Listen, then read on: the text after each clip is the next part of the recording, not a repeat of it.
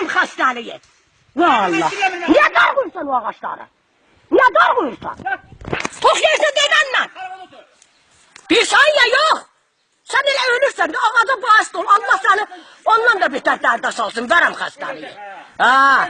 Araflan kalkın ele kılları nedir sen ölende?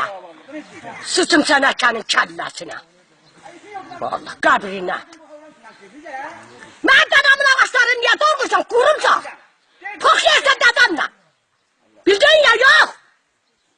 Sikir gel oradan sikir. Gelip hamsını çekeceğim eşya. Sikir çıkın buradan.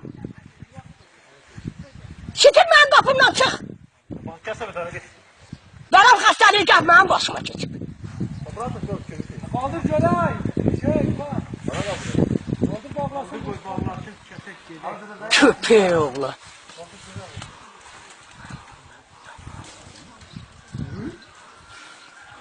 Bunlar da mahlak da Allah çaktı. O neydi? O düz kuvvet getirdi. Allah sıçattı.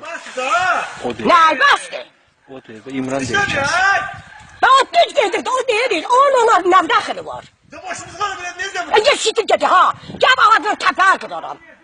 Şiştirenin oğlu. O kuş seferin oğlu. Ha onun oğlu ya. Odur ha. Hamısı eləyən odur. Dedesi gibi it boğuşluyor. Get İmiran, seni tapşırmışım Hazret Abbas'a. Allah senin nişanını da kessin.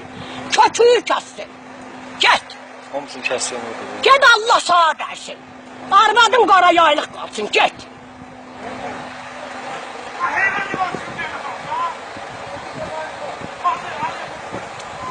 Aynı oradan tişet ola.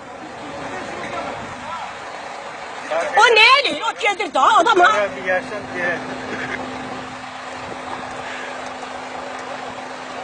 Kəssən. O kes. Bundan deyil kəssin. Allah da onu kessin. Valla. Onu bilgine eşidəcəyəm. Mən elə nəfəsim yoxdur. Bilirəm. Allah da onu kessin.